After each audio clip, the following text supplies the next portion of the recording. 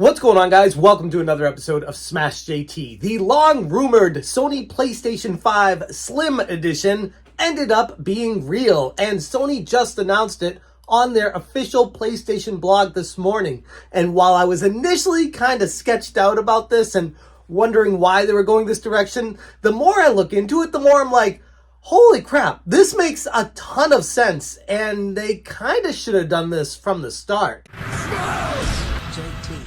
This is not traditional as far as game console sales go. What Sony has decided to do with the PlayStation 5 Slim and how the disk drive works with it is kind of breakthrough. This is what they should have done originally. If you're new to the channel, hit that subscribe, give me a like, and check out smashjt.com. Right now, I am working on an article that covers this in full, but for this video, we're going to talk about what's interesting and new about this new Sony PlayStation 5 Slim. First announced from the official Sony PlayStation blog, Sony unveiled a more compact PlayStation 5. As we're edging closer to the holiday season in 2023, gaming aficionados are buzzing with excitement over the latest announcement from Sony. The brand has recently dropped news of launching a smaller version of the PlayStation 5, and people are interested in this, especially me. Here's a deep dive into what this means for players and the video game industry in general. It's a more compact design. According to Sid Schumann, the senior director of SIE Content Communications,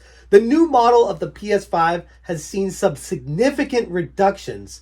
It's been compacted in volume by over 30% and has also seen a weight drop by 18 to 24% when compared to the previous versions. Now, first off, for those of you that don't already have a PlayStation 5, let me tell you from personal experience, this thing is a beast. It's even bigger than I was expecting it when I pulled it out of the box. I was like, whoa, I'm gonna need to clear all my entire entertainment shelf off, move all these consoles away just to have the PlayStation 5 take center stage so I have room for that underneath my TV. It is gigantic. So a welcome addition for sure is a slim version of the PlayStation 5. According to the Sony PlayStation blog, where they're patting themselves on the back, Sony's emphasis on aesthetics continues in the new model's design. It boasts 4 separate cover panels. The top half gleams with a glossy finish, and in contrast, the body exudes a matte look. Not only is this design more compact, but Sony has said that they offer more storage with it, up to 1 terabyte SSD, which will be included in both PS5s, the one with the disc drive and the all-digital edition, compared to the original PS5 that came with about 825 gigs and around 667 gigs of actual accessible space. What's particularly interesting is the option for gamers to add an Ultra HD Blu-ray disc drive to the PlayStation 5 Digital Edition later on.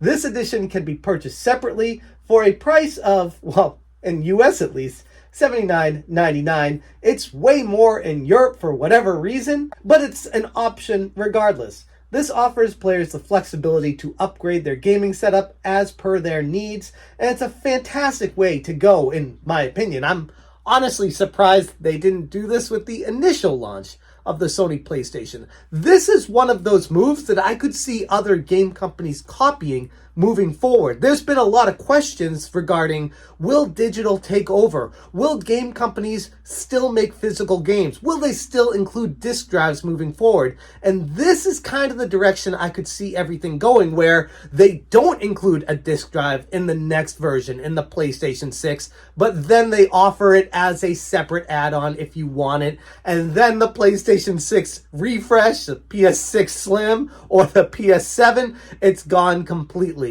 At least that seems to be, unfortunately, the direction things are going. Things can definitely change, and I hope they do as far as preserving physical moving forward. But for someone who just tested the XB HD adapter on the original Xbox, my Xbox disk drive stopped reading discs. And when I did research online, wondering how to fix it or what's wrong with it, there was an insane, overwhelming amount of people that dealt with burnout, disk drive burnout in their original Xboxes. And I would love it just to be an easy pop out and pop in a new one type approach with those so that you don't have to toss the whole console or mod it so that it even works anymore. You can just plug and play. That's a great option for people. It's something that I'm extremely excited about and wish that the original PlayStation 5 that I bought had the ability to do that. But at least this one will. And I think that's a very interesting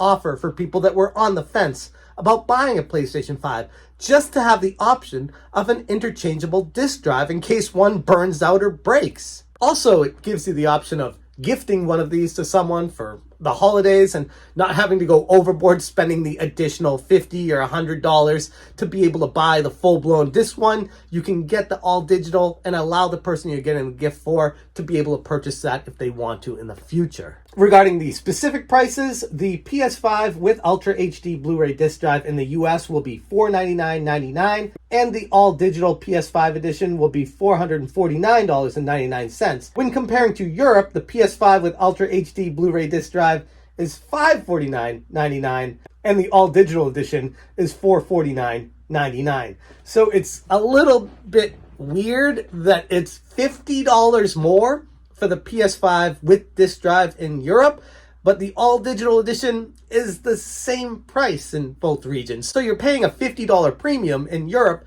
just for the disc drive itself if you want to get it at the same time that you're buying the PlayStation 5. But if you're buying it separately, it's $79.99 USD for the disc drive in America, whereas it's $119.99 euro. It's wonky how it costs so much more for the disc drive option. But anyways, let's get back to what this thing offers. The new model is slated to hit shelves in the US starting this November 2023, with a global rollout in the months to follow. Once the inventory of these current PS5 models are exhausted, the new Slim variant will be the only option available for purchase. So Sony is phasing out the OG PlayStation 5s. And I mean, as much as I love mine and I think it's a beast, a beautiful beast, it is nice to have these options. And I feel like Sony has realized that this interchangeable disc drive is the wave of the future.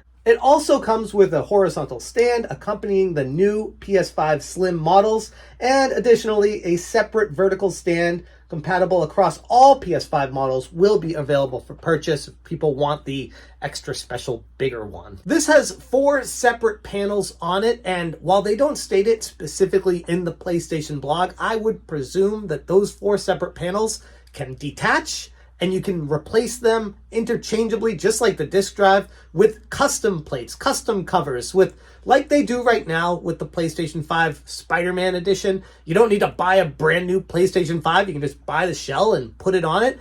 Looks like you'll be able to do the same thing with this PlayStation 5 Slim edition.